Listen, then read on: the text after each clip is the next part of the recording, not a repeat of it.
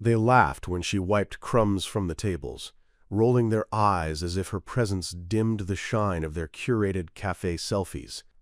To them, she was just another tired woman in an apron, clearing half-empty lattes and forgotten sandwich wrappers.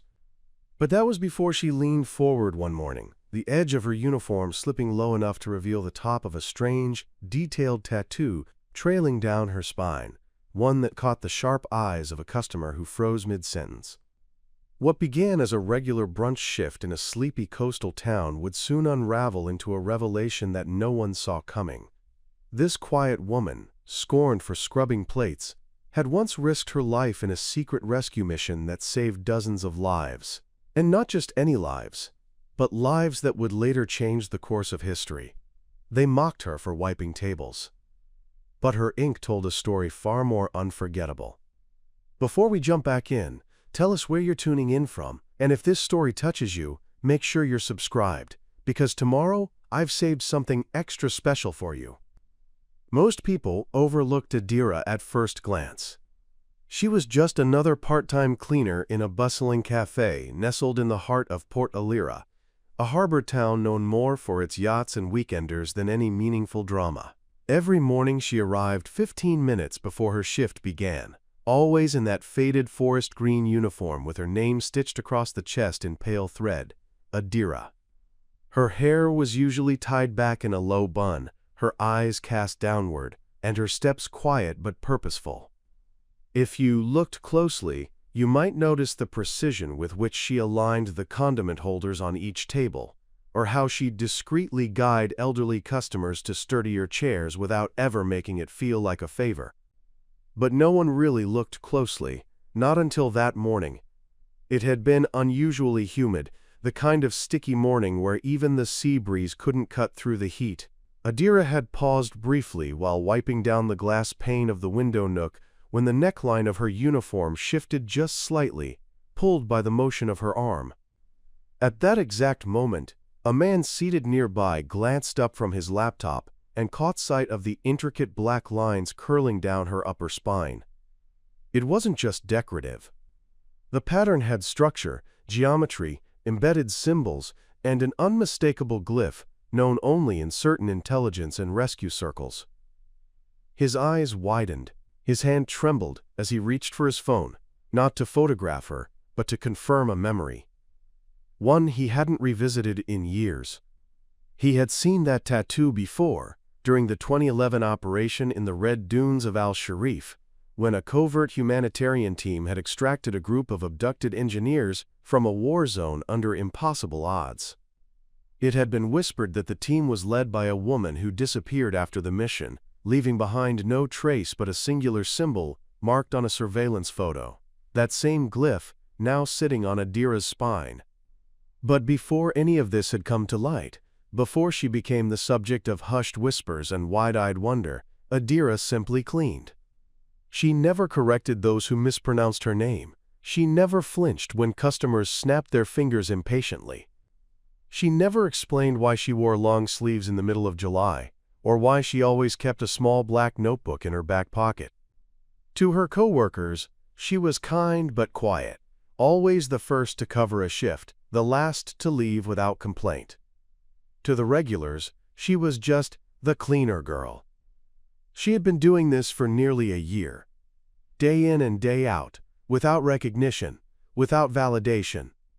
No one thought to ask her what she did before arriving in Port Alira, or why a woman of her age, she seemed to be in her early 40s, was wiping counters for minimum wage in a town full of tourists and teenagers. She had chosen this life deliberately. The town was small, unremarkable, peaceful, the kind of place where secrets could stay buried beneath quiet routines. Adira had arrived on a one-way bus with only a backpack, a prepaid phone, and a bank envelope stuffed with small bills. She'd rented a small upstairs flat above a dusty bookshop and filled it with second-hand furniture, blackout curtains, and a single photo frame turned face down on her dresser. She spent her evenings reading, stretching silently in the corner of her room, or staring at the sea from her window without saying a word. She never owned a television. She never went out. No one had ever been inside her apartment. In a town where gossip traveled faster than the tide, this should have raised suspicion. But people were too wrapped up in their own lives to look deeper. And perhaps that's what she'd counted on. But this time, luck, or fate, didn't allow her to remain invisible. The moment that man caught sight of her tattoo, the quiet anonymity she had built, like a fortress around her life, began to crack. He wasn't just anyone. His name was Dr. Kalen Marius, a retired field operative turned trauma surgeon who had worked on classified medical evacuations across 3 continents. And once he saw the tattoo, he couldn't unsee it. He kept watching her the rest of the morning, torn between confronting her and respecting what was clearly a life she had gone to great lengths to hide. But something inside him stirred, a conviction, maybe even guilt, that if this was really who he thought she was, then the world needed to know, not for fame, but because heroes like her weren't supposed to vanish under fluorescent lights and mop buckets. By the time she returned to the back kitchen that day, the air had shifted. Somewhere between table 7's sugar packet mess and the corner booth's spilled mocha, her past had caught up with her. She just didn't know it yet. Long before the tattoo beneath her uniform stirred suspicion and awe, Adira Vale lived a life built on silence and strategy. In Port Alira, she had blended so seamlessly into the background that even those who worked alongside her daily would struggle to describe her in detail. She was just Adi to most, always punctual, always polite, and always disappearing before any conversation lasted long enough to turn personal. Her uniform, worn with meticulous neatness, never creased out of place. Her dark brown hair was always pinned into a tight, no-nonsense bun. She wore the same pale gray sneakers every day and a silver ring on a chain that hung inside her shirt, never seen, but occasionally heard, when it tapped softly against her collarbone as she moved. At first glance, she was utterly ordinary, the kind of person no one looked twice at, in a room full of louder, younger, flashier personalities. And that was exactly how she wanted it. But ordinary wasn't something Adira had ever truly been. She carried herself with a discipline that even the cafe manager, a retired naval wife named Glenda, once described as military without the attitude. There was a calmness to her, an unnerving ability to stay composed even when the espresso machine exploded mid-rush, or when an irate customer spilled an entire tray of drinks and screamed about incompetence. Where others panicked or got flustered, Adira moved with quiet efficiency, always measured, never emotional. Her posture never slouched, her hands never trembled. Even her gaze, when it did meet someone else's, had a steadiness to it that lingered just long enough to be noticed before she glanced away again. She lived alone in a 1-bedroom flat 2 blocks from the harbor, in a building that groaned with sea wind and age. The landlord, a widower named Ellis, once said she paid 6 months' rent in advance with crisp bills and never asked for anything, not even when the water heater broke for 3 days in winter. Her apartment was always dark from the outside, curtains drawn tight, windows locked. Occasionally neighbors caught glimpses of her standing on the small iron balcony, barefoot, eyes scanning the horizon like she was waiting for a signal only she could understand. When the local mailwoman tried to strike up a conversation about the neighborhood's upcoming fundraiser, Adira politely declined, saying she worked too many hours to participate. But truthfully, time was never her obstacle, trust was. She'd once trusted people, trusted them with her life, her loyalty, her name. But that version of herself no longer existed in Port Alira. It had died in another country, under another sky, in the middle of a mission that no one outside a small circle of classified intelligence ever spoke about. The only remnants of that former self were etched in ink down her spine, symbols that marked both her oath and her burden. She never looked at them, never needed to. The pain that came with remembering was sharp enough. Those markings weren't decoration. They were a promise, a map, a warning. And now, they were a risk. Every morning, Adira followed a routine so exact it could have been mistaken for compulsion. She left her flat at 6:42 a.m., walked the same path through the alley behind the fish market to avoid the tourist crowd, and entered the cafe through the back door with her own key. She boiled water before starting the coffee machines, cleaned the counters, checked the inventory in the storage room, and always paused for precisely 60 seconds at the back window to watch the ferry roll into the harbor. No one had ever asked why she did it. No one noticed. But in that moment, she took stock of everything: the patterns of the water, the angle of the sun, the number of crewmen on deck. She was always watching, always calculating, even if her current life no longer demanded it. Preparing and narrating this story took us a lot of time, so if you are enjoying it, subscribe to our channel. It means a lot to us. Now back to the story. She spoke little and smiled only when she had to, not out of coldness, but out of self-preservation. The less she gave, the less people wanted. And that was the safest way to exist. She'd worked hard to become invisible, to bury the woman she used to be beneath aprons and dishes and the hiss of steamed milk. Her body still bore the quiet scars of a life spent dodging bullets and betrayal. But no one in Port Alira asked about them, and she didn't volunteer. In this new chapter of her life, Adira Vai was a cleaner, nothing more. A woman who kept her head down, worked hard, and asked for nothing.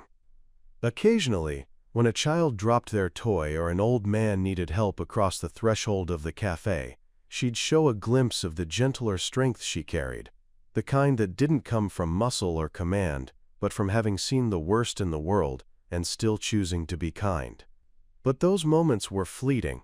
People remembered the messes she cleaned, not the moments she offered quiet comfort. And that, she believed, was for the best. The only one who ever came close to seeing past her armor was a young barista named Nico. 18, sharp as a blade but soft around the heart, he'd sometimes try to joke with her or bring her an extra croissant during her break. He once asked if she'd been in the military, and though she didn't answer, the look she gave him stopped the question cold in his throat. After that, he never asked again, but he watched her differently, like he sensed something deeper, something dormant. Still, Adira didn't mind being underestimated. It was a shield. As long as people saw her as a tired woman with a mop and a quiet demeanor, they would never come close to the truth she buried so carefully. She had earned the right to walk away from that world. She had done enough, lost enough, and now she just wanted peace, or at least the illusion of it. But illusions, no matter how carefully maintained, are fragile things. And all it would take was one slip of fabric, one glance from the wrong pair of eyes, to shatter everything she had built. Port Alira was the kind of town people came to forget, to exhale, to disappear from the noise of bigger cities and their relentless pace. Nestled on the southeastern coast, it stretched along the rocky shoreline in a slow, deliberate sprawl of salt-worn buildings, sun-bleached signage, and cobblestone alleys that smelled perpetually of seaweed and freshly baked bread. The harbor was the town's lifeblood, not in the commercial sense but as a rhythm. Every morning, the same fishing boats would glide in like clockwork, their motors humming softly beneath the caws of gulls. Tourists trickled in on long weekends, snapping photos of the lighthouse that hadn't worked properly in years, or sipping overpriced espresso along the boardwalk cafes, trying to capture a moment of curated seaside authenticity. The town's layout was simple: a central market square where locals gathered every Saturday, two parallel main roads lined with small shops and restaurants, and a series of narrow streets branching off like capillaries into clusters of aging homes and seaside apartments. At the southern edge, just where the cliffs began to rise, was a rusted iron arch that read Alira Point Cafe in faded paint. Beneath it sat the cafe itself, a two-story stone building with ivy crawling up one side and a blue awning that fluttered on windy days. It wasn't the most popular cafe in town. More locals than tourists came through its doors, but it had character. The wood creaked underfoot, the coffee was strong, and the chairs didn't match. That kind of place. Inside, the walls were a mix of vintage posters and mismatched picture frames, holding moments of forgotten history, an old fishing crew, a newspaper clipping about the cafe surviving a storm in '89, a blurry photo of a couple dancing during a blackout. The owners, Glinda and her husband Owen, had inherited the place from Glinda's parents and never bothered to modernize much. The menu was written in chalk, the espresso machine had a temper, and the Wi-Fi barely reached the corner booths. But there was warmth in its imperfection, the kind that couldn't be fabricated. It was here that Adira found her second skin, wrapped in routine and protected by the anonymity of a place where everyone knew each other's names but not each other's stories. The cafe opened at 7 sharp and closed at 4. Locals filed in like clockwork.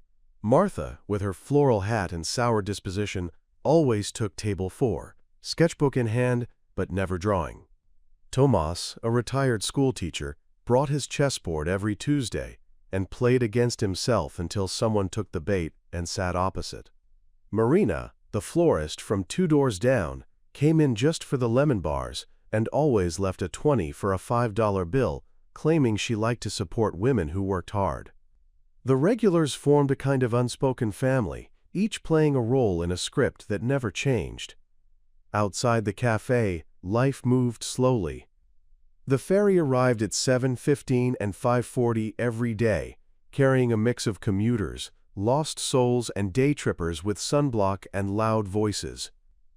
The shops opened at 10, closed at 6, and the only place that stayed lit after dark was a tiny bar called the Driftwood Lantern, where the locals drank quietly and the jukebox still played records.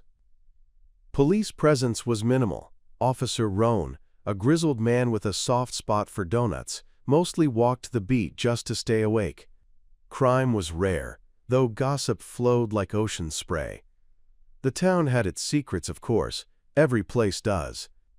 But they were usually the small-town variety, who was cheating on whom, who secretly sold weed behind the market, which old woman used binoculars to watch the surf instructor change shirts behind the shed. Nothing ever serious, nothing that rocked the foundations. Port Alira was predictable, comfortably dull, and for someone like Adira, it was perfect. Her apartment sat just above the Sea Glass bookshop, a quiet little store run by a soft-spoken man named Niles, who spent more time cataloging titles than talking to customers. The building was old, its wood swollen with decades of sea air, its pipes groaning like ghosts in the night. But it was safe, unassuming, and the owner lived 3 towns away, which meant no surprise visits or curious questions. From her small balcony, Adira could see the harbor curve into the distance, dotted with boats and drifting sails. At night, the sea whispered stories only someone like her could understand, quiet, relentless, and full of buried things. The people of Port Alira had noticed her, of course, in the same way one notices a quiet breeze or a familiar bird perched in the same place each morning. She was part of the backdrop, a reliable figure who didn't cause trouble, didn't intrude, didn't leave.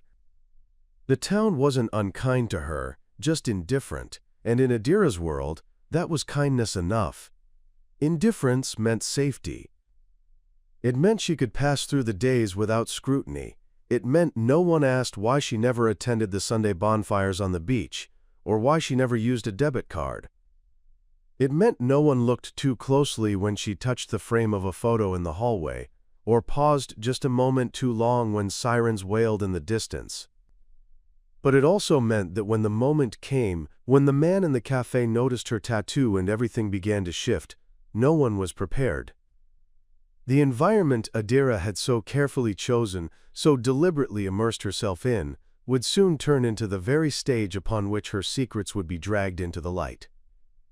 And in a town like Port Alira, where life moved at the speed of tide and routine, even the smallest ripple could become a wave. The cafe, the harbor, the quiet apartment, the familiar faces, they were more than just a setting. They were her shield, her sanctuary, and ultimately, the ground on which she would be forced to decide whether to run again or to finally let the truth surface. If Port Alira had a villain, it was subtle, camouflaged beneath polite smiles and sun-kissed charm. The kind of person who could turn a whole room cold with a well-placed word or a half-raised eyebrow. In Adira's case, that antagonist arrived in the form of Sarah Langdon, the cafe owner's niece, who had returned to town after a failed marketing career in the city and quickly embedded herself in the daily rhythm of the Alira Point Cafe, like a weed taking root between stone. Sarah was not loud or crass, nor did she have the explosive temperament of someone obviously dangerous. She wielded power in whispers, in passive aggression, in the surgical precision of judgment disguised as concern. Her cruelty was delicate, but effective. Sarah had joined the cafe team 3 months ago under the pretense of helping Glenda modernize the brand. With her came an air of superiority, dressed in curated boho fashion, Instagram reels of latte art, and constant comparisons to how things were done in Melbourne, where she claimed coffee culture was an art form and customer experience was king. She didn't like the mismatched chairs. She didn't like the uneven floorboards. She especially didn't like Adira. At first, the tension between them was quiet. Side glances, clipped instructions, and a tone that implied incompetence without needing to say it outright. But soon the friction began to sizzle into something more overt. Sarah called her Addie, a nickname Adira had never approved, let alone invited. She questioned her cleaning methods in front of customers, suggested that maybe someone younger could handle the heavier mopping, and often left messes for Adira to clean just before closing, claiming she was too busy coordinating the cafe's new digital loyalty system. Whenever Glenda wasn't watching, Sarah's leadership style sharpened. She delegated menial tasks with smug satisfaction, delighted in giving contradictory instructions, and made sure every praiseworthy moment went through her first. When Nico or the other staff complimented Adira's efficiency or grace under pressure, Sarah would smile tightly and say something like, "Well, she's had a lot of practice wiping tables. I'm sure she could do it blindfolded." To the untrained eye, these were small things, barely noticeable. But Adira, whose life had once depended on observing the subtlest threats, recognized the tactic well. Sarah was establishing a hierarchy, an invisible ladder where she perched comfortably at the top while nudging Adira lower with each passing day. It was the same method used by operatives who destabilize targets, isolate, discredit, diminish, not through physical confrontation, but through erosion, one grain at a time. And though Adira had once endured far worse in the field, the bitter irony of facing this kind of petty antagonism now, in a life she had chosen for peace, was not lost on her. The tension escalated during morning shifts, where the cafe was busiest, and Sarah thrived on being seen. She took credit for new display ideas that Adira quietly executed. She rolled her eyes when Adira corrected her on stock levels. She insisted Adira wear a smaller uniform top that clearly didn't fit her shoulders right, justifying it by saying it, quote, more put together for branding. And when Adira hesitated to comply, Sarah sighed dramatically and accused her of being resistant to change. But the worst came during team meetings. In front of Glenda, Sarah would bring up imaginary concerns about Adira's attitude or her difficulty integrating with the newer staff. She questioned her commitment, her people skills, her relevance. None of it was true, but Sarah's words carried weight because of her blood ties to the owners and her polished way of framing cruelty as concern. Glenda, overwhelmed by the daily grind and grateful for any help from her niece, brushed off the friction as growing pains. "You two just need time," she'd say with a tired smile, not realizing that Sarah wasn't looking for harmony. She was carving out dominion. To Adira, it wasn't about ego. She didn't need to be liked. She didn't even need to be respected. But what Sarah threatened was the fragile anonymity Adira depended on. Every time Sarah probed into her background, asking where she'd worked before or why she didn't have a resume on file, Adira felt the temperature of her hidden world rise. Each smirk, each jab, each attempt to isolate her from the others pushed against the boundary of the life she had built, like slow pressure against a sealed door.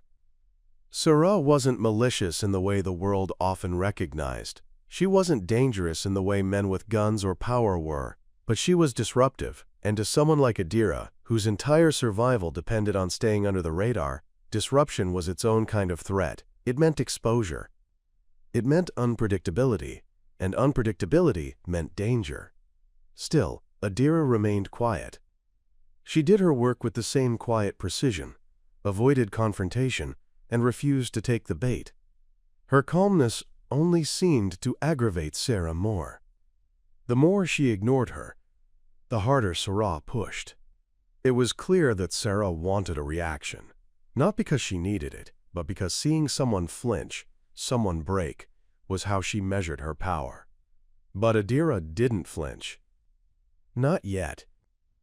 What no one knew, not even Sarah with all her prying, was that Adira had faced adversaries far more skilled and far more cruel than a mean-spirited Nice-playing cafe queen.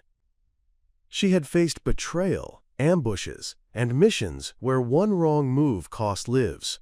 But this slow, quiet war of words and undermining glances, it was a different battlefield. One where the weapons were social, the wounds invisible, and it was wearing her down in a way she hadn't expected. Porta Lira had become her sanctuary. But Sarah, knowingly or not, was beginning to chip away at its peace. The pattern was forming, a slow suffocation. And though Adira still walked through her days with grace and silence, something in her posture had changed.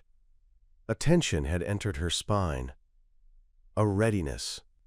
Because some battles didn't begin with an explosion. They began with a whisper, a laugh, a smirk. And this one had just crossed a line. Days turned into weeks, and despite the biting ridicule she endured and the harsh fluorescent glow of the diner lights, Mia never once let bitterness take root. She moved like clockwork, knowing which customer liked their coffee black, who needed extra ketchup, and who always left behind a crumpled dollar under their plate without a word. Her movements were efficient, almost graceful in their routine, a quiet resilience that cloaked itself in invisibility. But under that invisibility, something else simmered. She began noticing things, little details most people missed. The back booth, for example, always had the same man sitting in it every Thursday at 2 p.m., sunglasses on even when it was overcast.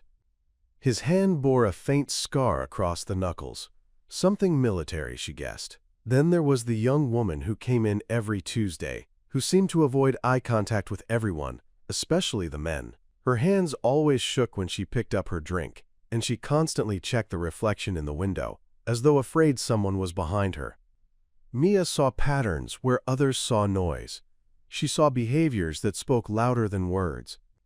It was second nature, a leftover from a life she had left behind, or tried to leave behind.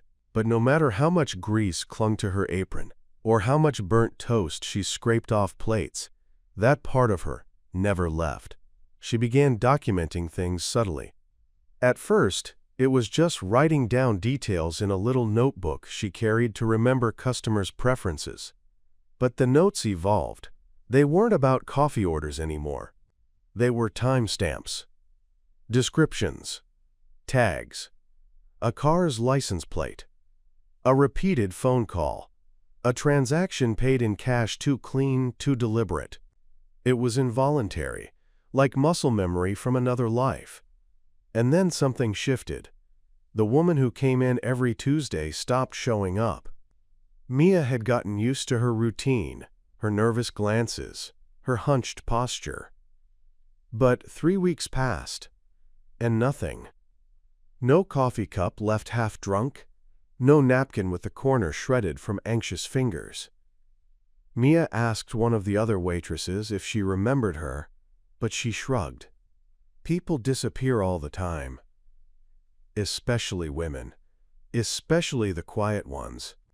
Something stirred in Mia, something she hadn't felt in years, the slow prickle of suspicion crawling up her spine. She flipped back in her notebook, reviewing what she had observed. On the last day the woman came in, she had seemed even more tense than usual. She had written something on a napkin. Mia hadn't seen what it was, but she remembered clearing the table and tossing it into the trash. That night, Mia went through the diner's garbage. She didn't tell anyone. She waited until after closing and carefully sifted through the day's waste, hands trembling more from anticipation than disgust. She found the napkin, water-stained and torn, but one word was still visible in blue ink. Help. That one word cracked something open in her. She couldn't ignore it. She went home that night and pulled out an old lockbox from beneath her bed. Inside were relics of another life: photos, patches, worn field notes, a badge without a name, and a flash drive. Her fingers hovered over them as if afraid they might burn her. She took a deep breath and slid the flash drive into her old laptop. The files were still there: profiles, contacts, encrypted notes, field protocols. The old system she had used during her fieldwork was likely defunct now, but some parts might still be viable. She scanned the notes, refreshing herself on the codes and signs she once lived by.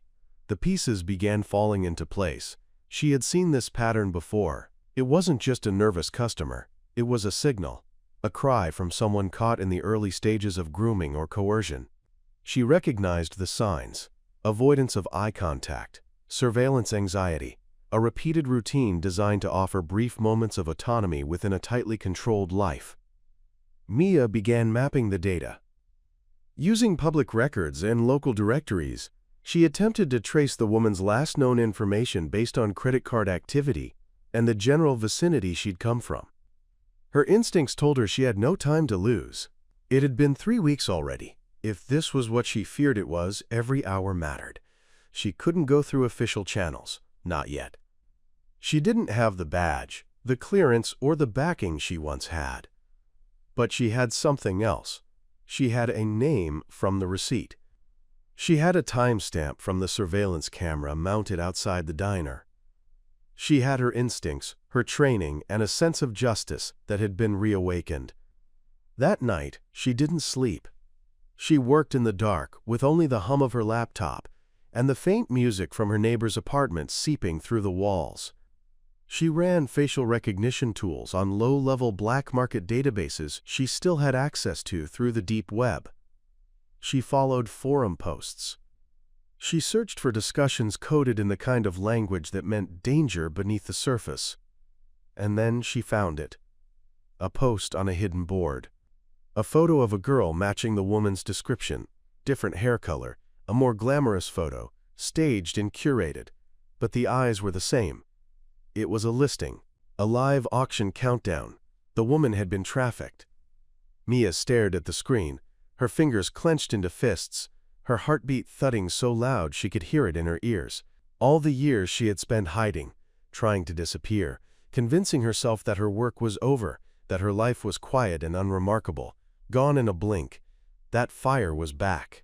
Not just fire, a storm. And the time for silence was over. She picked up her phone and called a number she hadn't dialed in nearly a decade, her voice steady, low, unflinching. "I'm back in," she said, "and we've got a girl to save." The days following the tattoo incident were a whirlwind of whispers, stolen glances, and awkward silence. Ella continued working as if nothing had happened, but the tension in the air was impossible to ignore. Customers who had once smiled at her now averted their gaze, as if unsure whether to be embarrassed, intrigued, or fearful of what that strange symbol down her spine might mean. Some of her coworkers had stopped talking to her entirely, while others watched her like she was part of a mystery they couldn't quite solve. One day, while wiping down the coffee bar, she caught a man recording her with his phone from behind the pastry case. When she turned to face him, he pretended to be reading the menu, but his eyes flicked back to her tattoo like he was studying an artifact. That night, she stayed late to avoid the curious stares, volunteering to close, even though it wasn't her shift. The silence of the empty cafe gave her a brief moment of peace, a pocket of calm where the clatter of judgment couldn't reach her. But even in the silence, her mind echoed with the questions she couldn't answer aloud. Who did they think she was? What stories were they crafting about her in the corners of their conversations? Back in her small apartment above a bakery 2 streets over, Ella sat at the kitchen table in her oversized hoodie, staring at a letter. It was from an organization with no return address, marked only with an insignia that matched the tattoo etched into her skin. She hadn't received one of these in over a year. Her hands trembled slightly as she opened it, the paper thin, but weighted with meaning. Inside were coordinates, a date, and a single phrase: Phase 3 initiated. Her breath caught in her throat. She thought she was done with all of this. She thought scrubbing tables and stocking pastries would be enough to bury that life. But the mission she had once walked away from was calling her back, and no amount of espresso or apron strings could change that. She folded the letter and tucked it into the hollowed spine of an old cookbook on her shelf, the same place she'd hidden the last message that never got a reply. The next morning, her walk to work felt different. It was like the city had shifted just slightly overnight, the buildings leaning in, the sidewalks whispering truths only she could hear. She passed a man who nodded in a peculiar way, 2 short bobs of the head, like a signal. Another woman in a trench coat brushed past her, whispering, "Vireo," the code name Ella hadn't heard in 5 years. She didn't respond, didn't react, but her heart beat a little faster, and her steps picked up pace. Inside the cafe, the day unfolded like any other: coffee orders, muffin trays, and spilled milk. But Ella's attention was splintered. She noticed a van parked across the street that hadn't moved for 2 days. She noticed the barista's new watch, military issue, incongruent with his casual demeanor, and she noticed that the electrical panel in the back room had been tampered with. To anyone else, it would seem like paranoia, but to Ella, it was unmistakable. Someone was activating her again. By the afternoon, the weight of the knowledge was pressing against her chest. She didn't want this life anymore. She didn't want the shadows, the codes, the constant fear of discovery. She wanted simplicity, even if it came with sneers and disrespect. But the mission had always been bigger than her, and now it was resurfacing, crawling back through the cracks she had tried so hard to seal. That evening, as she was walking home, someone followed her. She could feel it, the sound of footsteps matching hers just a beat too perfectly. She ducked into a bookstore, pretending to browse poetry. The follower entered too, subtly, pretending to examine travel guides. She pretended not to notice, but her senses were fully activated. When she finally left, she took a different route home, winding through alleyways, looping through side streets. When she reached her building, the man was gone, but her gut told her this was only the beginning. She climbed the stairs to her apartment, locked the door behind her, and sat on her floor for a long time, just breathing. She pulled out the cookbook and reread the letter. Phase 3. It wasn't just a recall, it was an alert. A warning that something was in motion, something potentially catastrophic. She retrieved a small lockbox from beneath her bed and opened it. Inside was a folded tactical map, a compact communication device that still blinked a weak green light, and an ID card that no longer opened any doors, but might still open the right ones. She stared at them, her past compressed into a few inches of metal and paper. She was supposed to forget all of this. She was supposed to blend in, stay buried, live a quiet life. But she knew better than to believe that old missions stayed buried forever. Something had shifted. The world she left behind was reaching through the veil, and soon it would drag her back into the deep. And maybe, just maybe, it would be the thing that finally made the people around her see her for who she truly was, not just a table cleaner with a strange tattoo, but a silent protector who once changed the course of lives without anyone even knowing her name. For a few fleeting days, the town of Glendale seemed to treat Noelle differently, as though they sensed something had shifted, even if they couldn't name it. After her swift and fearless action in the diner, customers looked at her with hesitant respect, and some of the regulars offered her polite nods or brief acknowledgments that hadn't existed before. Even her boss, Mr. Caldwell, though still gruff and set in his ways, stopped referring to her as the bus girl and began calling her by her name. But like sunlight peeking briefly through storm clouds, the shift was temporary. Within a week, the novelty wore off, and the narrative shifted back into its old rhythm. Rumors spread that the whole incident was staged for attention, or that the man she tackled had been set up. Noelle returned to wiping tables in silence, her spine tattoo now something people whispered about rather than respected. They didn't ask what it meant, they just filled in the blanks themselves.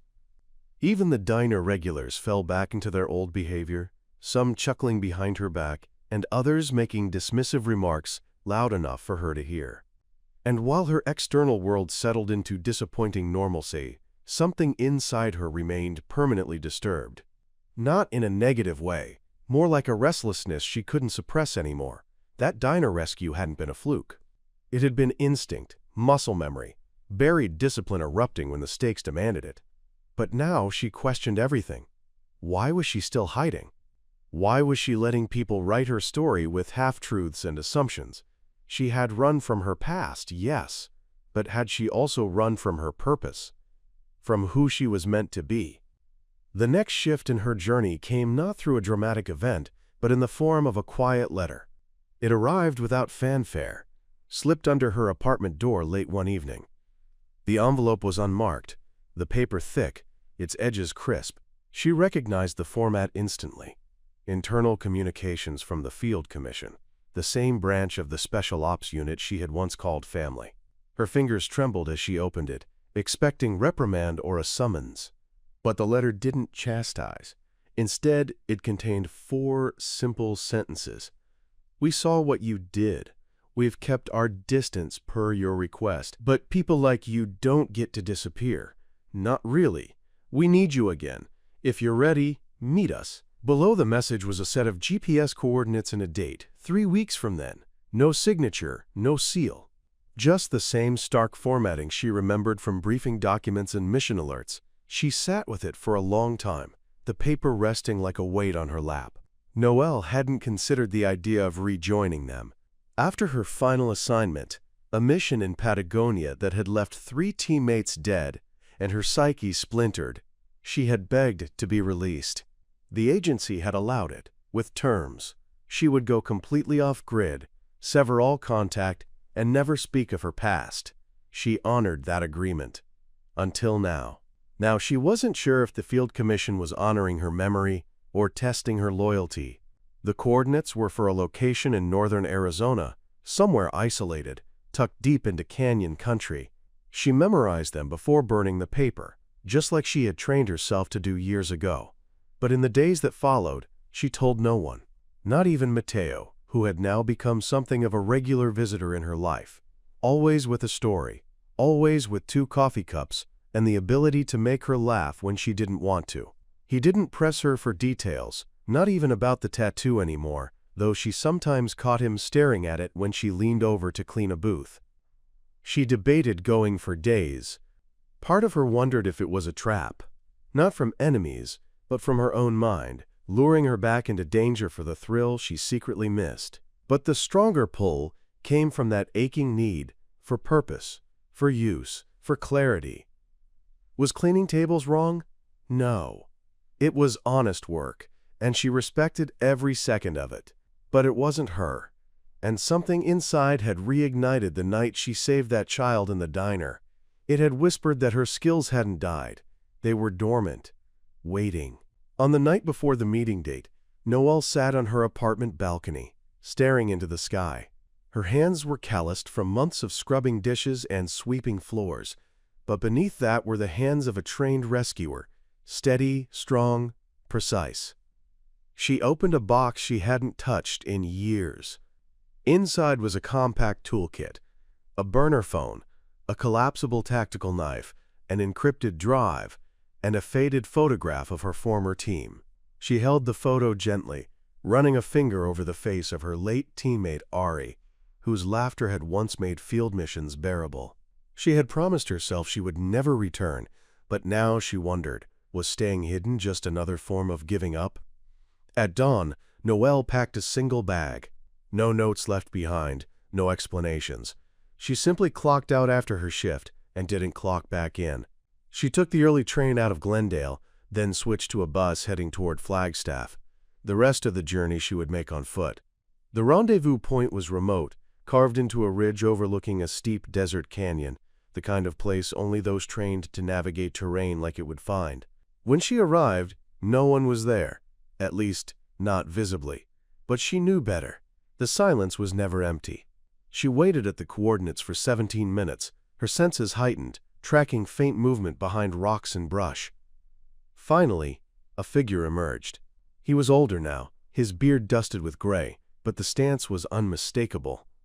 Commander Ellis. Her former field lead. He nodded once, no words, just acknowledgement. Another figure stepped out beside him, a woman Noelle didn't recognize, younger, sharp-eyed. Then a third and a fourth. A small team, lean and efficient, and judging by the way they looked at her, they weren't just here to reminisce. This was real. A mission was forming, and they wanted her to be part of it. For the first time in years, Elara felt the weight of her past shift from being a burden to becoming a bridge.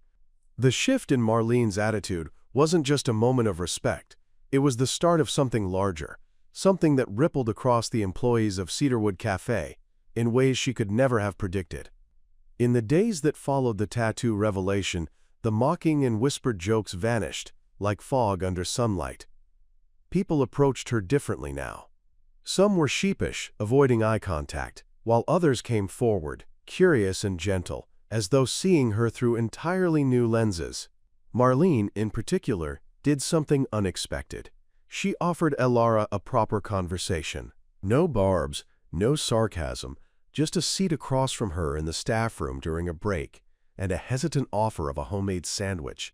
Elara accepted it with a quiet nod, and for the next 20 minutes, they spoke like two women who had been on separate islands for far too long, now finally building a bridge. Marlene confessed something Elara didn't expect. She had a brother who served overseas, someone she rarely talked about because she resented him for leaving her to care for their sick mother alone. She admitted that seeing Elara's tattoo triggered something inside her, not jealousy, but a gnawing sense of unresolved guilt. Elara listened without judgment, merely nodding when necessary, and when Marlene's eyes glistened with unshed tears, she gently said that forgiveness was a process, and sometimes the person who needed it most was oneself. That moment marked a quiet truce between the two, and from then on the energy in the cafe shifted palpably. Meanwhile, customers began to pick up on the change. The regulars, many of whom had once ignored Elara completely, started engaging with her beyond their coffee orders. One elderly man named Peter, a retired Navy officer with a rigid walk and a softer heart than his barky demeanor let on, noticed the tattoo one morning when Elara reached up to adjust the air conditioning vent. He froze mid-sip of his black coffee and asked, with the hushed reverence of someone who knew, "Was that the Oryx deployment unit?" Elara turned, surprised, and gave a small nod. Peter placed his cup down slowly and said, "I lost a cousin on that mission. He always said the ones who stayed behind to finish the job were the real heroes." And just like that, Peter started leaving generous tips and short notes of encouragement scribbled on napkins. Soon, others followed suit. Word began to spread, not in a sensational, viral way, but through soft-spoken exchanges, community whispers, and subtle acknowledgments. The cafe, once a place where Elara moved like a ghost among the living, became a stage where her invisible presence grew visible in the quiet gratitude of strangers. It wasn't long before someone from the local paper caught wind of the story, an intern named Jules who often wrote community features. She approached Elara nervously, explaining that she'd heard fragments about the table cleaner with a spine tattoo and a secret past. Elara nearly declined, instinctively recoiling from the spotlight, but Jules's sincerity and warmth reminded her of the young soldiers she once mentored, wide-eyed and eager to make sense of a fractured world. The article came out a week later. From combat boots to cafe apron, the quiet strength of Elara Mendez. It was tastefully written, not exploitative or melodramatic.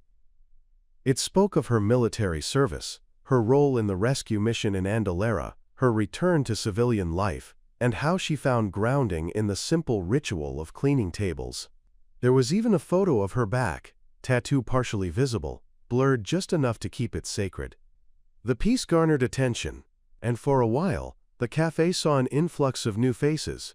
Some veterans, some students, some simply curious, but all with a newfound respect for the woman behind the cloth and bucket. One morning, a young woman walked into the cafe, with tears in her eyes. She approached Elara with trembling hands, holding a worn-out photo of her older brother who had served in the Andalera mission and had been listed as MIA. Elara recognized his name instantly. She had held his hand in his final hours. Without hesitation, she invited the young woman to sit, and over 2 cups of chamomile tea, she gently shared his last words, how he had spoken of his family, of his little sister who loved stars and always beat him at chess. The young woman wept openly, but her tears were a release. She had closure now. And as she clutched Elara's hands, she whispered, "Thank you for remembering him." These kinds of encounters became more frequent. People arrived not for coffee but for connection. Some came to ask, others to thank. Veterans came to share their own stories, or to sit in silence near someone who understood. The staff, witnessing all this, began to view Elara as something much more than an employee. Even management began to recognize that her presence had become an unspoken pillar of their community identity. The owner of the cafe, a reserved woman named Lynn, approached her one afternoon and asked if she'd consider running a monthly veterans gathering at the cafe. Free drinks, closed hours, quiet space, Elara agreed. That first gathering was small, just 5 attendees. But each one shared something they hadn't said out loud in years. The pain, the isolation, the struggle to find meaning in civilian life. It all found a safe place within those 4 walls. As the event grew, it started to include families, then allies, then even curious young people who just wanted to understand. Elara didn't seek leadership, but it came to her naturally. People gravitated to her steadiness, her honesty, her unassuming strength. She wasn't trying to be a hero. She was simply trying to live a life with integrity, one table at a time. By now, even Marlene had become one of her biggest supporters.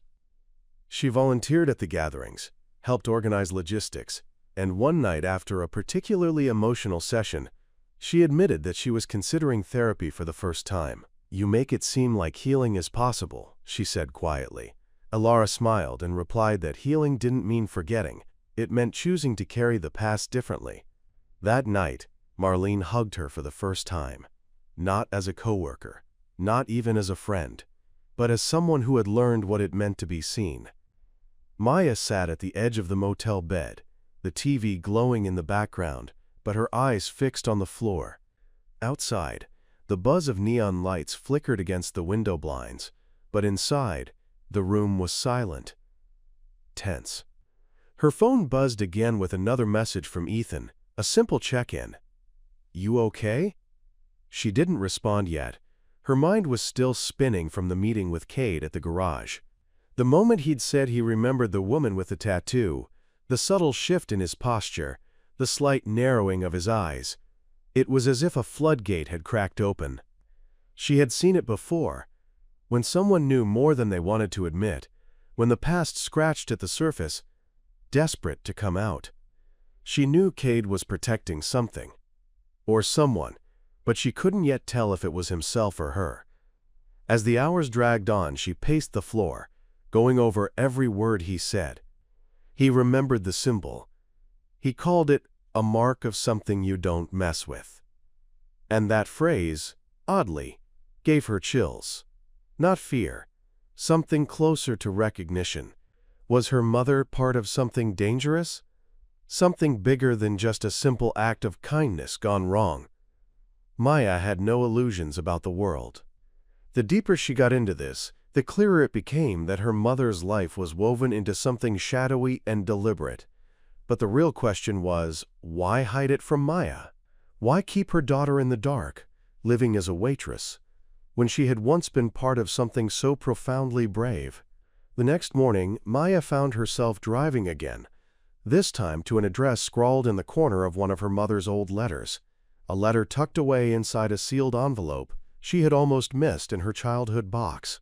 The address was to an old bookstore on the outskirts of Galena, a place Maya had never heard her mother speak of, but it was written in a familiar script, her mother's soft cursive, almost shaky in the final lines. "If anything happens to me, and you need answers, look here," the note read. Maya followed the GPS through winding roads and dusty fields until she reached a weathered building nestled between two shuttered antique shops. The faded sign above the door read, "Hollow and Vine, Rare Books and Records." The moment she stepped inside, a bell rang overhead, and the scent of aged paper and cedar filled her senses. Behind the counter stood an elderly woman with sharp, intelligent eyes and snow-white hair braided down her back. She didn't look surprised to see Maya. In fact, she smiled gently as though she'd been expecting her for years. "You must be her daughter," the woman said. Maya didn't answer immediately, her throat catching. "My mother, Amanda Reyes. She used to know someone here?"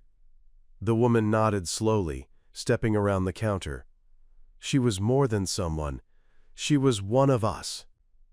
She gestured for Maya to follow her to the back of the store, where a hidden door behind a tall bookshelf creaked open to reveal a spiral staircase. Maya hesitated for a heartbeat, then descended into the dim basement, her pulse thudding louder with every step. What she found below was not what she expected.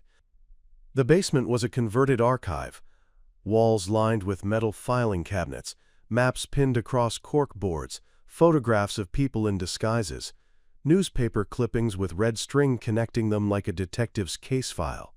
And at the center of the room, framed under glass, was a sketch of the tattoo Maya bore. "What is this?" she whispered. The woman stepped beside her, placing a hand lightly on her shoulder.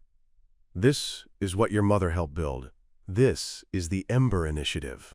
She explained that the Ember Initiative was a global underground network that operated outside government channels, dedicated to rescuing political prisoners, trafficked victims, and those who had been silenced by oppressive regimes. Not vigilantes, strategists, not mercenaries, protectors. The tattoo was their symbol, passed on to those who had successfully completed a mission that put everything at risk, even their lives. Her mother, Amanda, had been one of the field leaders, codenamed Sparrow. She had orchestrated high-level rescues in multiple countries, blending in wherever she went, building networks from refugee camps to inner-city shelters. But years ago, something had gone wrong. A mission had exposed too many identities. People died. Amanda went underground and was ordered into permanent, quote, civilian status. She disappeared. Raised Maya under a new name, new town, new everything. Maya's hands trembled as she took it all in. Her mother wasn't just a waitress. She was a strategist, a rescuer, a protector of the voiceless. Her spine tattoo wasn't vanity.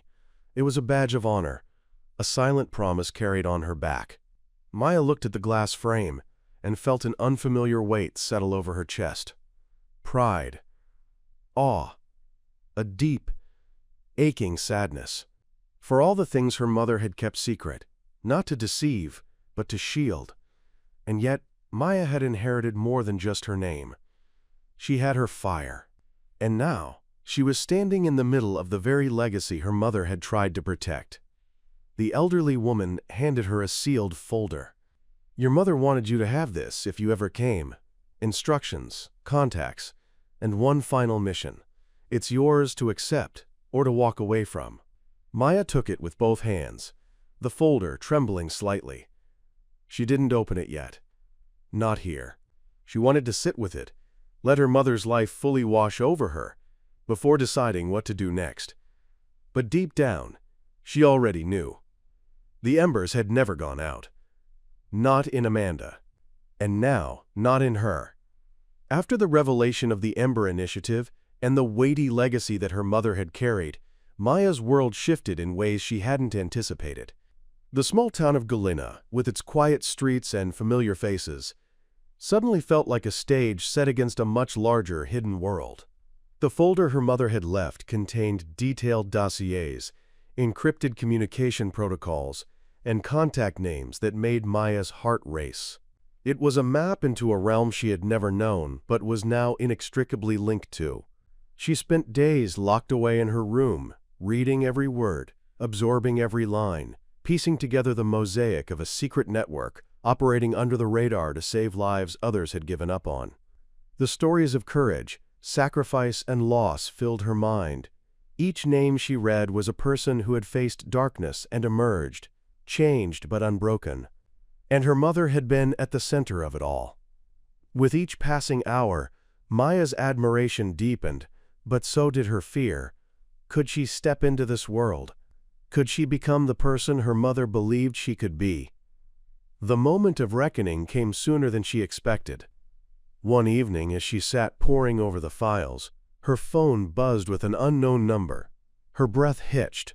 The screen flashed a coded message. "Are you ready to begin?" Her fingers hesitated before replying with a simple yes. Almost immediately, the phone lit up with a set of coordinates and a time just 3 days away. The decision had been made for her.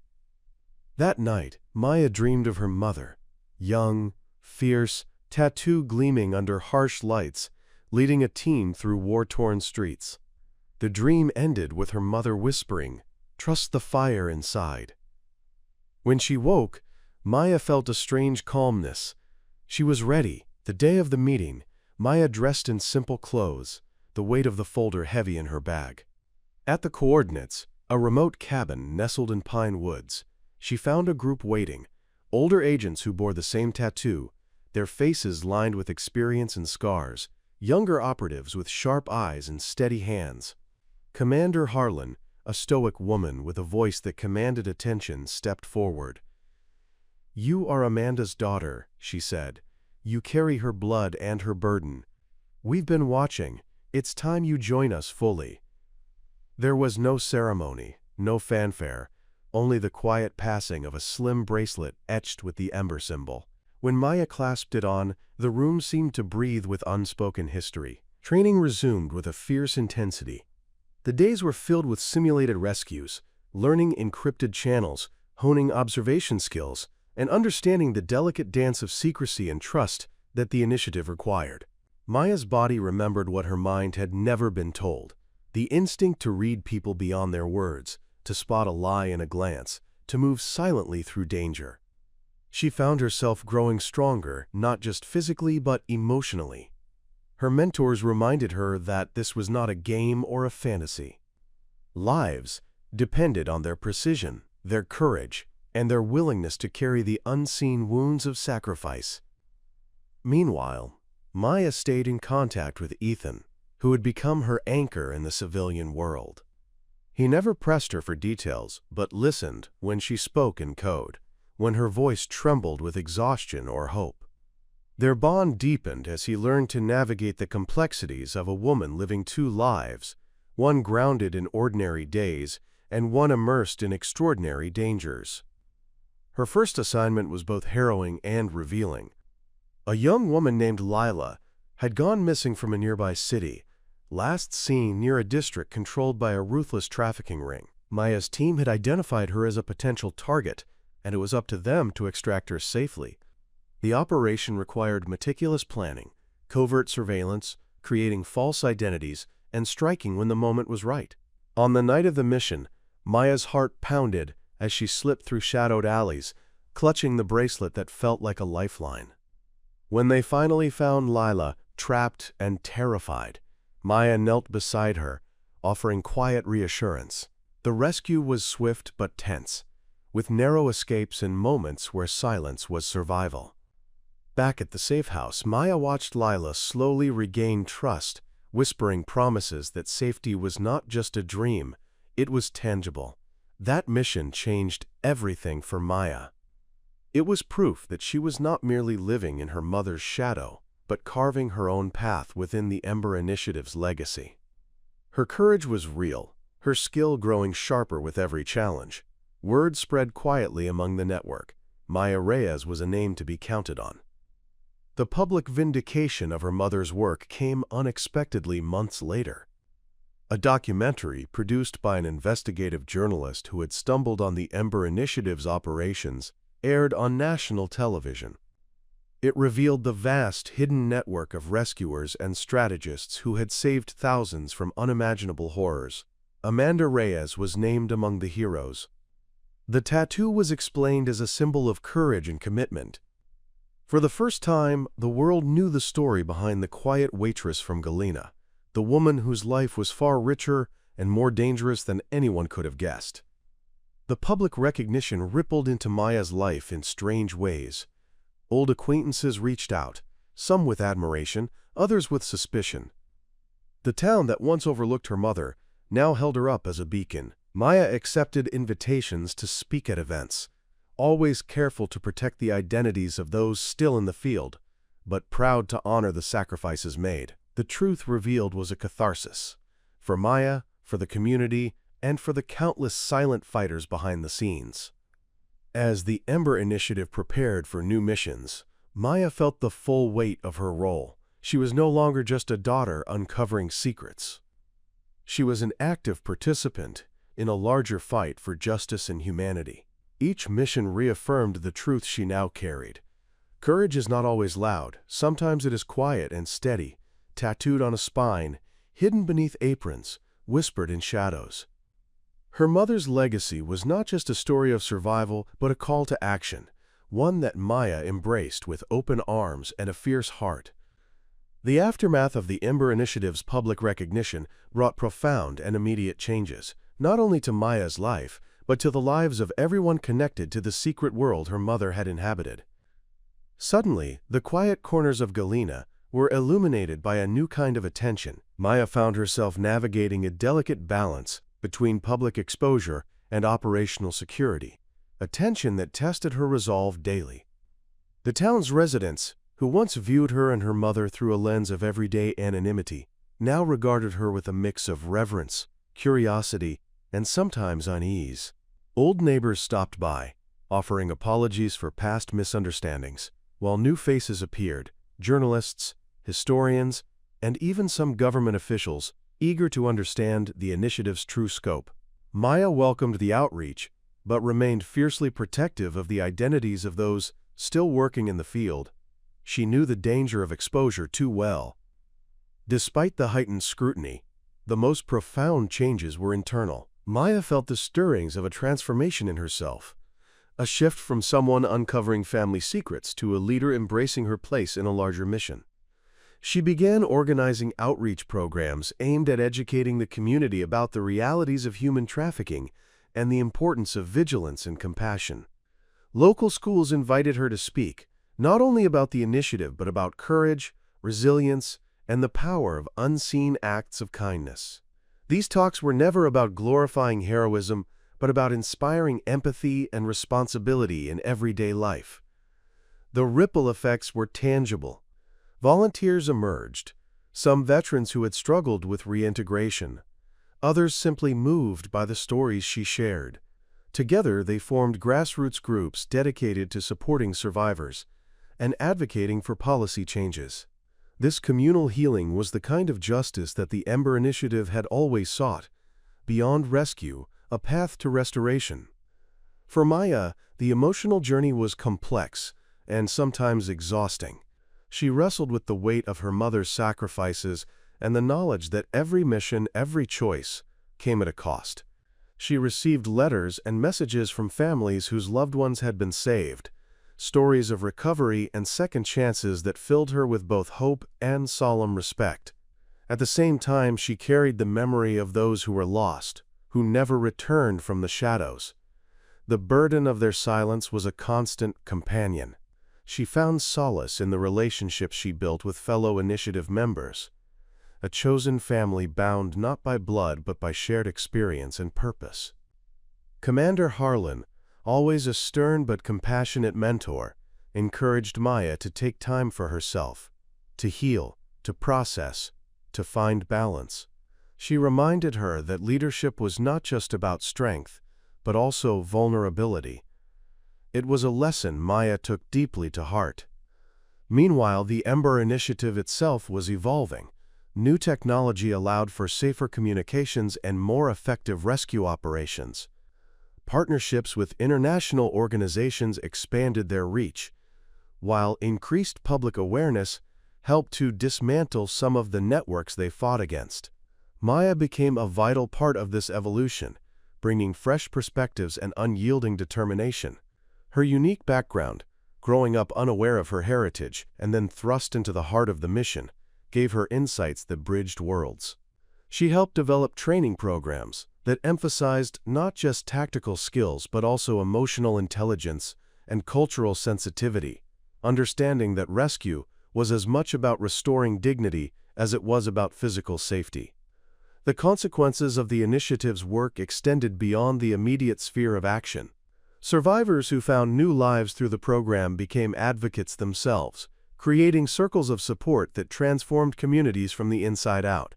Maya attended one such event in a nearby city, where a former victim, now a counselor, spoke about reclaiming her voice and power.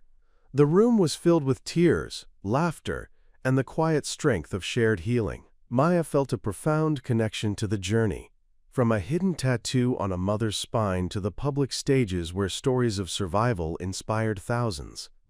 It was a legacy far greater than any single person, yet deeply personal. The world was changing, slowly but surely, because of the courage of those who dared to act unseen. Back in Galena, Maya's relationships also shifted. Ethan stood by her through every challenge, his steady presence a reminder of the life beyond missions and secrets. They built a life together, grounded in trust and understanding. Maya's friends from the cafe became more than acquaintances. They were a community that embraced all parts of her identity, from the waitress with the hidden past to the leader of a global cause. Even Marlene, once a skeptic, became a passionate advocate, sharing her own journey toward healing and forgiveness.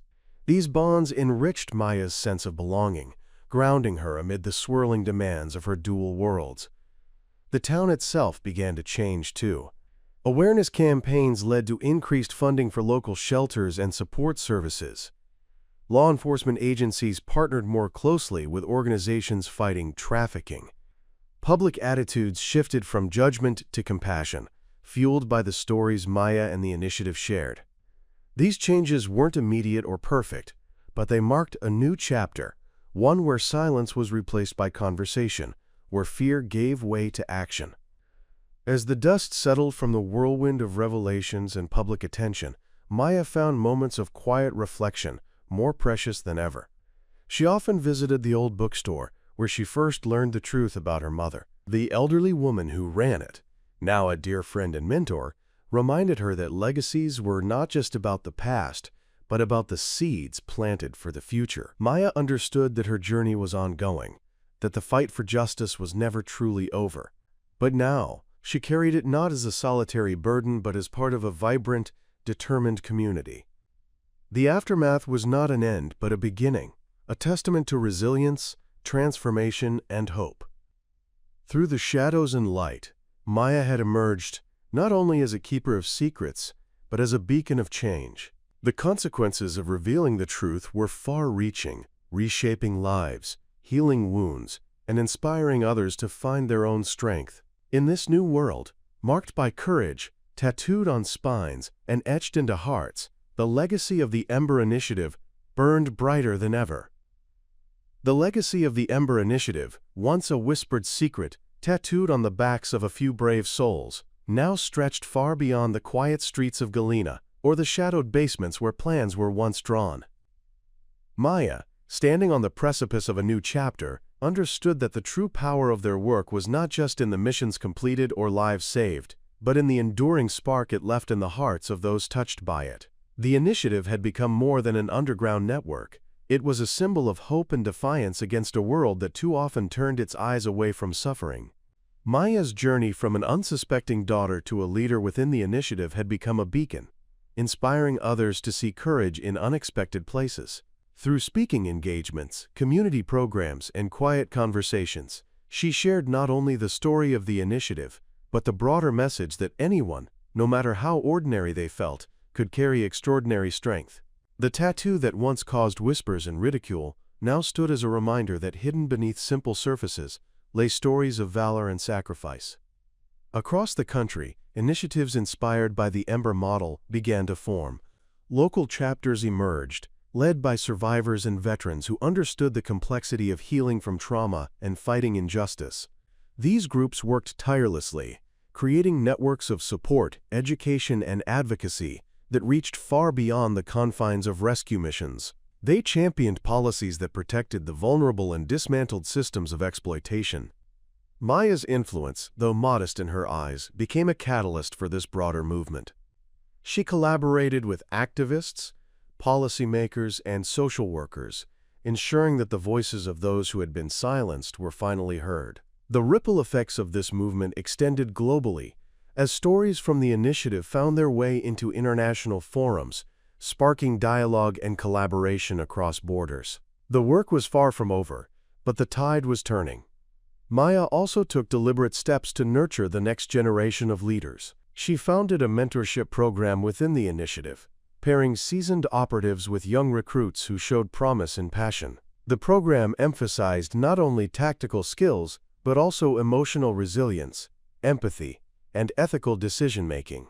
Maya believed that true strength came from balance, the courage to act, and the wisdom to heal. She visited schools and community centers, speaking to youths who often felt invisible or powerless, reminding them that their stories mattered and that they could be agents of change. These efforts created a vibrant, diverse community committed to justice and compassion, breaking down barriers of stigma and fear. Maya saw firsthand how empowerment transformed lives, turning pain into purpose. Within her own life, Maya embraced a fuller sense of identity. No longer did she compartmentalize her experiences into past and present, secret and public. She was a mosaic of her mother's legacy, her own struggles, and the community that had grown around her. The tattoo, once hidden beneath aprons and jackets, became a symbol she wore with quiet pride, not for recognition, but as a testament to survival and dedication. She continued her work with the initiative, knowing that each mission was a thread woven into a larger tapestry of hope.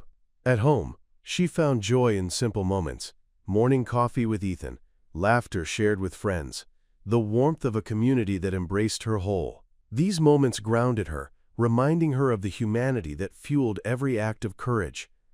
The broader impact of the story extended into cultural shifts as well. Media began portraying survivors and rescuers with greater nuance and respect. Documentaries, books, and films drew inspiration from the initiative's real-life heroes, challenging stereotypes and shining light on the complexities of trauma and recovery.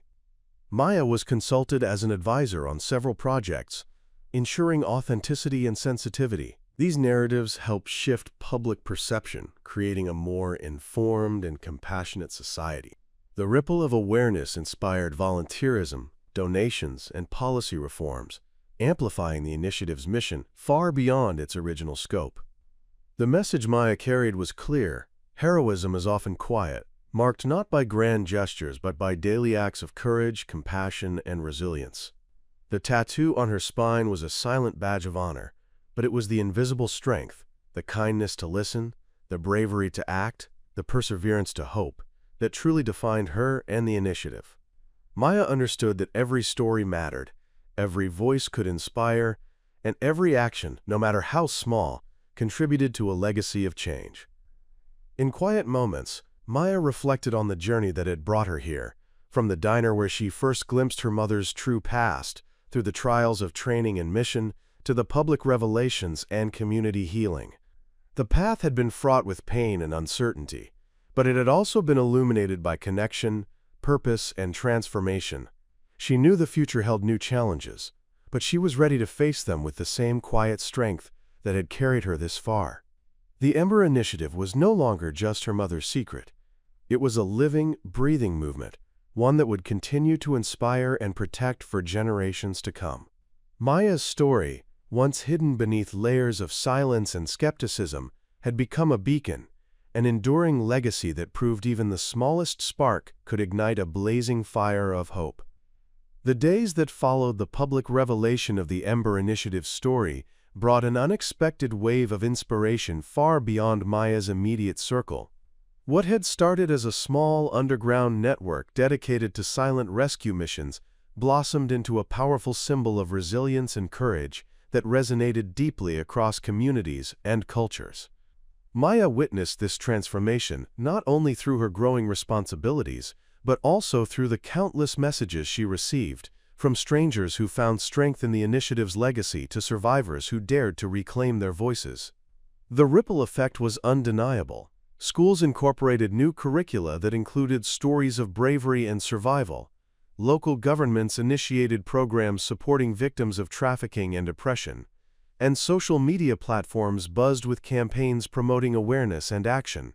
Each story shared became a beacon, lighting a path for those trapped in silence and fear.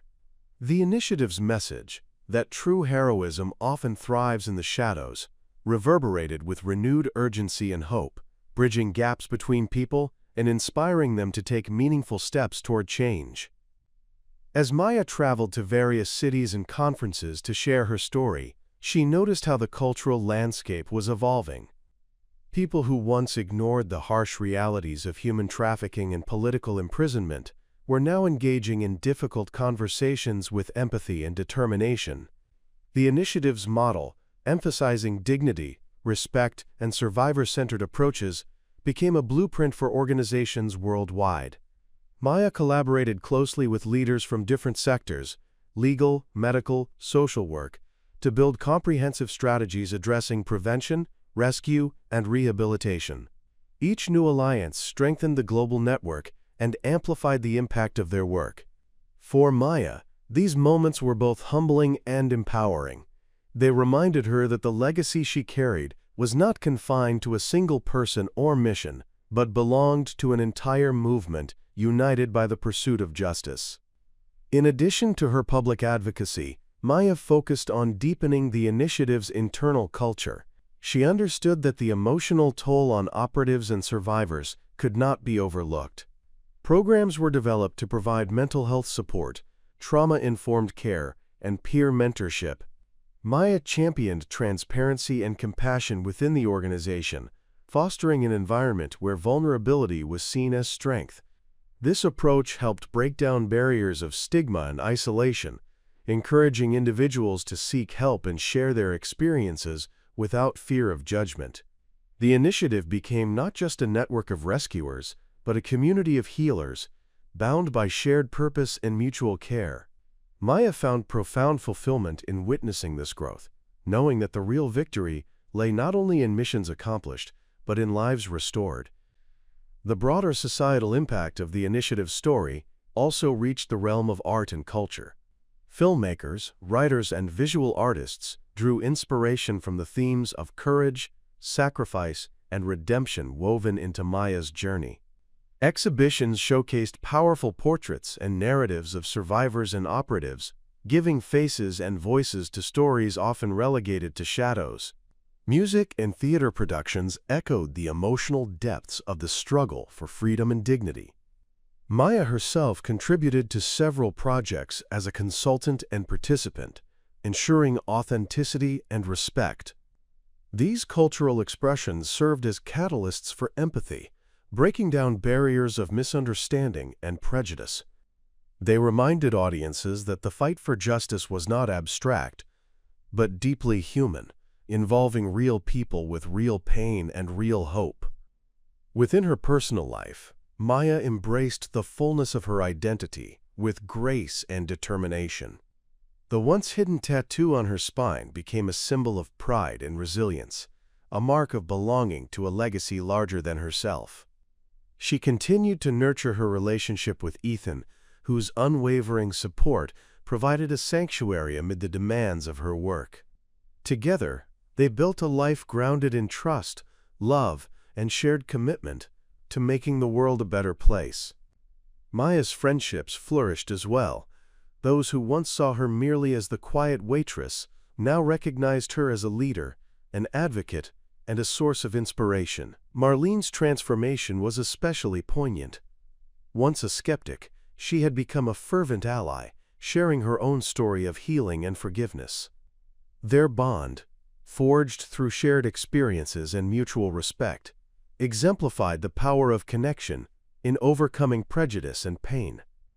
The legacy of the Ember Initiative also brought shifts to the town of Galena itself. The community rallied around efforts to support survivors and prevent exploitation, creating safe spaces and resources that had previously been non-existent. Local law enforcement embraced new training and partnerships, improving their response and understanding of trafficking cases. Public awareness campaigns fostered a culture of vigilance and compassion, empowering citizens to act against injustice. These changes were neither quick nor easy, but they signaled a profound cultural shift toward justice and healing. Maya's story, once a secret whispered in shadowed corners, had become a rallying cry for transformation and hope. In quiet moments of reflection, Maya often returned to the bookstore where she first uncovered the truth about her mother and the initiative. The elderly woman who had welcomed her into that hidden world remained a steadfast friend and mentor, reminding Maya that legacies were living entities, shaped by those who carry their flames forward. Maya felt a deep sense of responsibility to honor that trust and to continue nurturing the fire of hope and justice for future generations. She knew the road ahead would be challenging, but she was no longer alone. She was part of a vibrant, determined community committed to lighting the darkest places and changing lives. Through all these changes, Maya's message remained clear. Heroism is not always grand or visible. It often lives in quiet acts of courage and compassion. The tattoo on her spine was more than ink.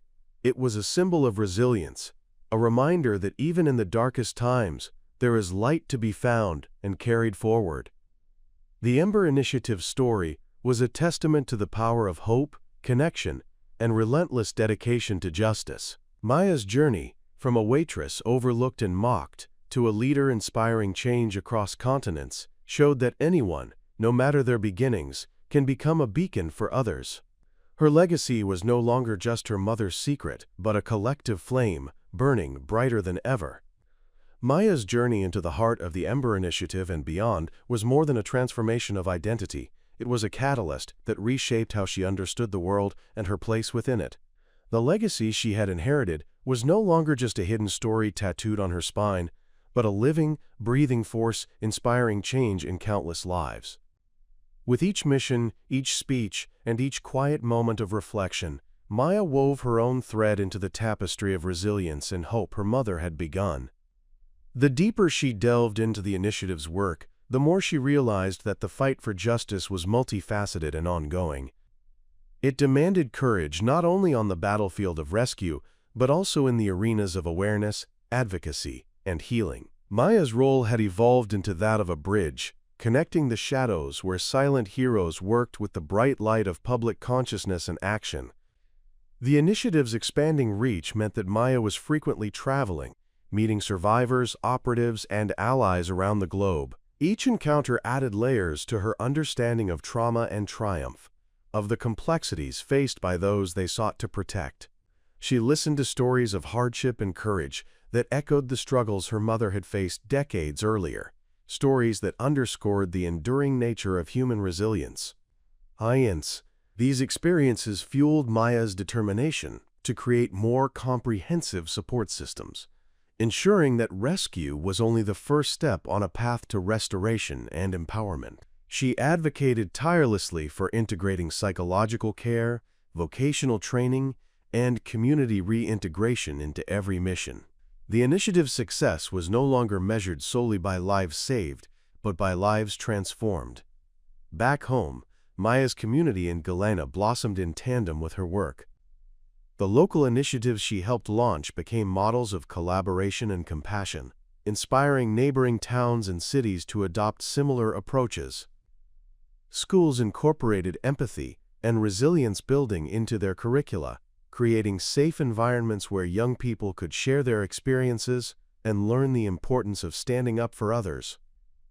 Maya's talks were no longer rare events, but part of a sustained effort to cultivate a culture of awareness and action. The town's renewed spirit was palpable. Neighbors supported one another, survivors found sanctuary, and the once hidden wounds of exploitation began to heal in the light of collective care. Maya's presence as a leader and advocate grounded this transformation, reminding everyone that change was possible when people came together with courage and compassion. Within the Ember Initiative itself, Maya's influence reshaped not only strategy but also spirit. She championed innovation, integrating cutting-edge technology with traditional wisdom, and emphasizing the importance of cultural sensitivity and ethical responsibility.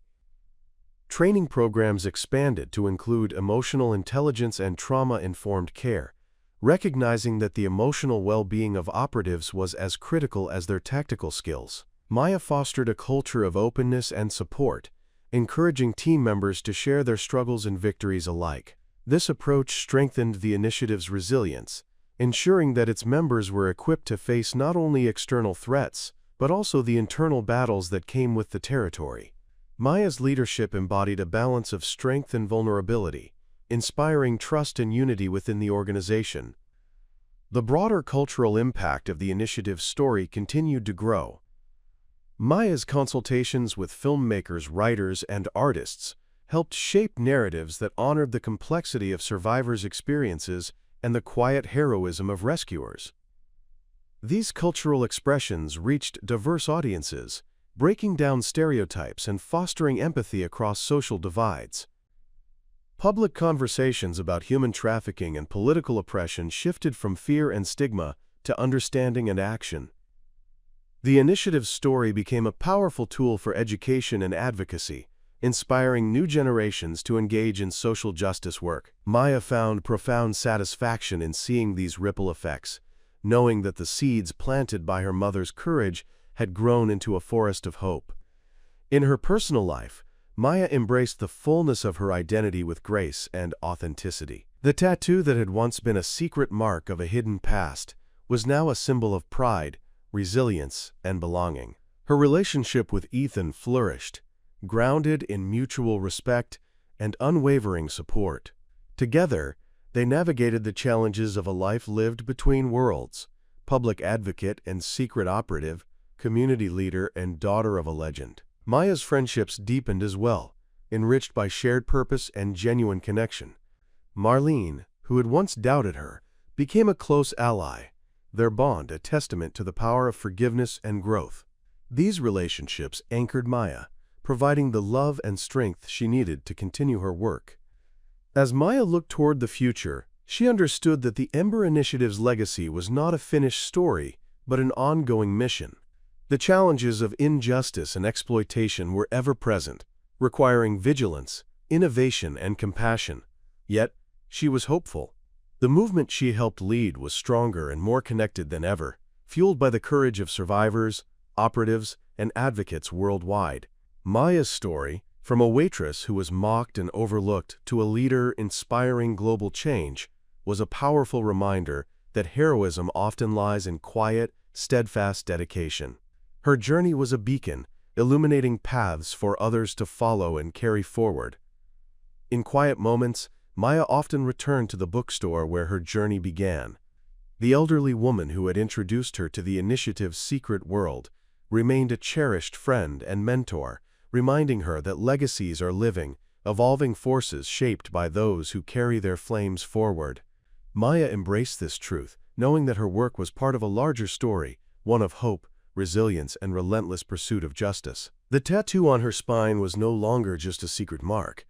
It was a symbol of a legacy that would inspire and protect for generations to come. Maya's story, which had begun with quiet moments of struggle and hidden truths, culminated in a legacy far greater than she could have ever imagined. The tattoo etched on her spine, a symbol once mocked and misunderstood, had become a powerful emblem of resilience, courage, and the unyielding fight for justice. As she reflected on the journey that carried her from a simple waitress cleaning tables in Galena to a leader in a global initiative battling human trafficking and oppression, she felt a profound sense of purpose and peace. The path had been neither easy nor predictable. It was marked by sacrifice, doubt, and moments of fear, but also by deep connection, unwavering commitment, and extraordinary triumph. The Ember Initiative, once a secret mission known only to a few, had grown into a movement that touched countless lives, inspiring others to find their own strength and to act against injustice in their communities. Maya knew the legacy she carried was bigger than any single person. It belonged to every survivor who reclaimed their voice, to every rescuer who risked everything in silence, to every community that refused to turn away from the suffering of its most vulnerable members. She envisioned a future where the fight against exploitation would no longer be hidden in shadows but embraced openly, with collective determination and compassion. The ripple effects of their work were visible in the rising numbers of safe shelters, new legislation protecting victims, and a growing culture of awareness that empowered ordinary people to become advocates for change. Maya's leadership helped weave these threads together, creating a vibrant tapestry of hope and resilience that spanned continents. Her own life was deeply intertwined with this broader mission. Maya continued to balance her roles with grace: public speaker, strategist, mentor, daughter, partner, and friend.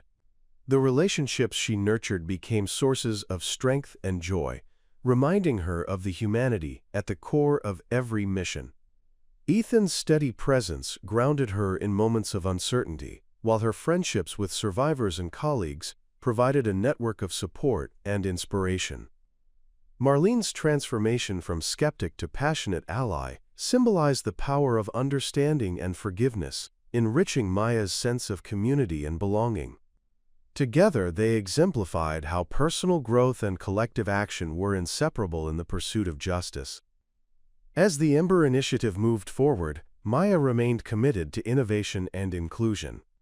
She embraced new technologies and approaches, ensuring the initiative stayed ahead of emerging threats and could respond swiftly and effectively. At the same time, she emphasized the importance of listening to survivors, to operatives, to communities, honoring the diversity of experiences and wisdom that strengthened their work. Maya believed that true justice was holistic, requiring attention not only to rescue but to healing, prevention, and systemic change. She worked tirelessly to foster partnerships across sectors and borders, building a global network united by shared values and common goals.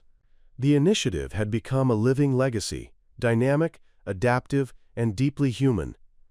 In quieter moments, Maya reflected on the personal meaning of the tattoo she bore. It was more than ink, it was a story etched into her very being, a symbol of the fire passed from mother to daughter, a mark of resilience that had sustained her through darkness and light. The tattoo reminded her that courage was not always loud or visible. Often, it was the quiet determination to keep moving forward despite fear and uncertainty. It was the willingness to stand up for those who could not, to speak when others remained silent, to carry the weight of unseen battles with grace and strength. Maya's spine bore the legacy of countless heroes, whose names might never be known, but whose impact was immeasurable. Looking ahead, Maya embraced the challenges and opportunities of continuing the initiative's work. She was determined to ensure that the movement's flame would never fade, passing it to future generations ready to fight injustice in new and innovative ways. Her story, from the moments of mockery in a cafe to standing on stages addressing international audiences, was a testament to the transformative power of hope, resilience, and community. It was an invitation to others to find their own inner fire and to join the ongoing struggle for dignity and freedom. In the end, Maya's journey was a legacy not just of survival, but of profound impact, a story that inspired action, fostered healing, and created lasting change. The tattoo that once invited judgment now told a story of redemption and strength. The Ember Initiative, carried forward by Maya and countless others, became a beacon for all who dared to stand against darkness and fight for a better world. This legacy, born in shadows but shining bright, would endure for generations, lighting the way for those who come after and reminding everyone that even the smallest flame can ignite a powerful fire of change. Up next, you've got 2 more standout stories right on your screen. If this one hit the mark, you won't want to pass these up. Just click and check them out. And don't forget to subscribe and turn on the notification bell so you don't miss any upload from us.